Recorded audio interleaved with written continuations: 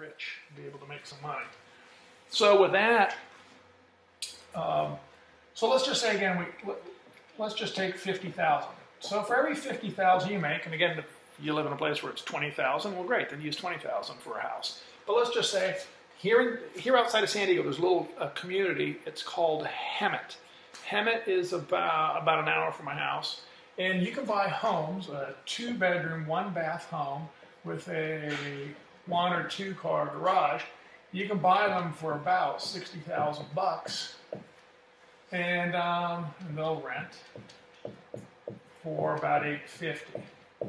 So I'm not going to get into the taxes and insurance and vacancy and maintenance costs and property management and all that great stuff.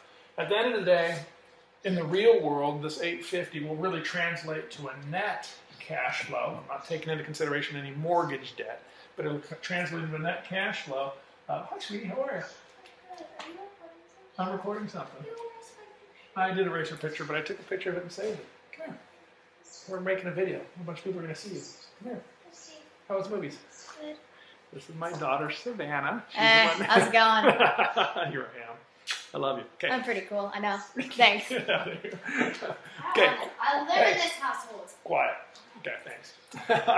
So here's what we're going to do.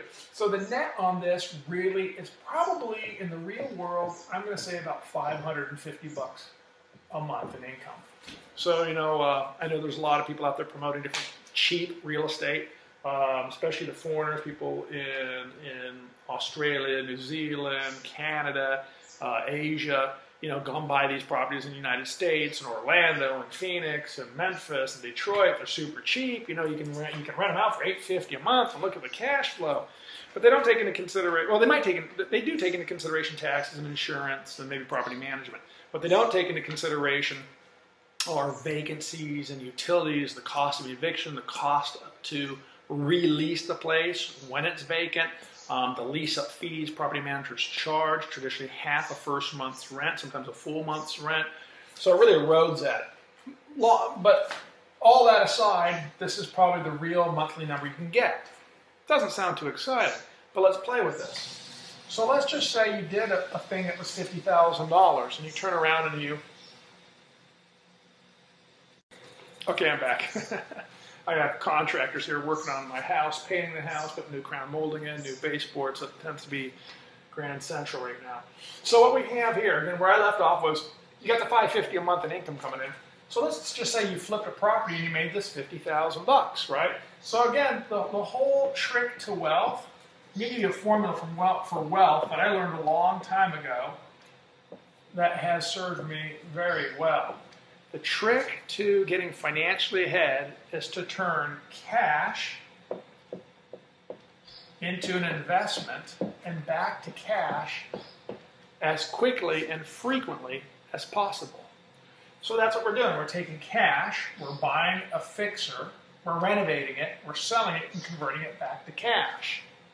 The challenge is cash is really, especially in today's economy, it's not worth anything anymore. The American dollar keeps going down and down and down. So what we need to do is that cash is a depleting asset that doesn't serve you any good. So what we need to do is we need to create, again, what's called a residual income. So this $50,000 in a perfect world, if you are serious about investing, you're either going to buy rentals or you're going to be a lender. That's what you're going to do, because either one of these pays out a residual income. And that's what you're looking for. So what I like about the residual income is, let's take this $50,000 example. What you do is you take that $50,000 and you go buy one cheap little house. Nothing fancy. Now you really know why I'm not an architect. And this little house is going to, forget the gross figures, forget all the figures and what it's worth, the whole 9 yards. We don't care what it's worth.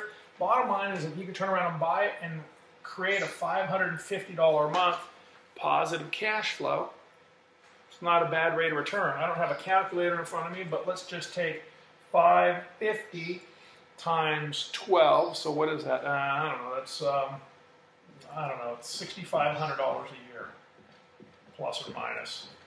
And $6,500 into 50,000, so that's what? Plus or minus about a 12% rate of return on your money. Free and clear.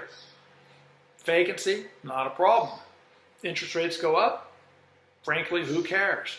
What you have is a very simple bread and butter home. It's not cocktail conversation. It's not exciting. But I tell you what, you're the one that can afford the cocktails because you've got this little $550 coming in for as long as you want. So not a bad rate of return. 12% rate of return, $6,500 a year off your $50,000 investment.